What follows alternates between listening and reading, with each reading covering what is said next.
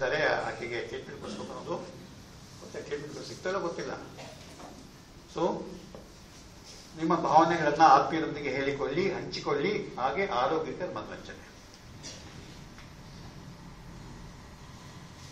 ದುಃಖ ಪಡಿಸೋದಕ್ಕೆ, ಕೋಪ ಪಡಿಸೋದಕ್ಕೆ ಅಥವಾ ಭಯ ಪಡಿಸೋದಕ್ಕೆ ಸಾಲಾಗಿ ಜನ ಘಟನೆಗಳು ಕಾಯ್ತಾ ಇವೆ, ನಿತ್ಯ ನಡೀತಾ ಇದೆ ನಮ್ಮ ಸುತ್ತಮುತ್ತ. ಆಂಟಿ ಸೋಷಿಯಲ್ ಆಕ್ಟಿವಿಟಿ ಜಾಸ್ತಿ ಇರ್ತಕ್ಕಂಥ ಏರಿಯಾಗಳಲ್ಲಿ ವಾಸ ಮಾಡೋರು ಪ್ರತಿನಿತ್ಯ ಜೀವವನ್ನ ಕೈಲಿಟ್ಕೊಂಡು ಬದುಕಬೇಕು. ಯಾವಾಗ ಇಲ್ಲಿ ರೌಡಿಸಮ್ ಬ್ರೇಕ್ ಆಗುತ್ತೋ, ಕತ್ತಿ ಮಚ್ಚು ಆಗಿಟ್ಕೊಂಡು ಜನ ಹೊಡೆದಾಡ್ತಾರೋ, ಕುಡ್ಕೊಂಡು ಬಂದು ಗಲಾಟೆ ಮಾಡ್ತಾರೋ, ದಯವಿಟ್ಟು ಸಂಗೀತವನ್ನ ಅಥವಾ ಯಾವುದೇ ಲಲಿತ ಕಲೆಗಳನ್ನ ನೀವು ರಿಲ್ಯಾಕ್ಸೇಷನ್ಗೆ ಬಳಸಿ. 5 ನಿಮಿಷ ಸಂಗೀತ ಕೇಳಿ. ಸುಬ್ಬಲಕ್ಷ್ಮಿ ಸಂಗೀತ ಆಗ್ಬೋದು, ಬಾಹುಮಳಿ ಕೃಷ್ಣ ಆಗ್ಬೋದು, ಪಂಕಜ್ ಮಲಿಕ್ ಆಗ್ಬೋದು, ಅಥವಾ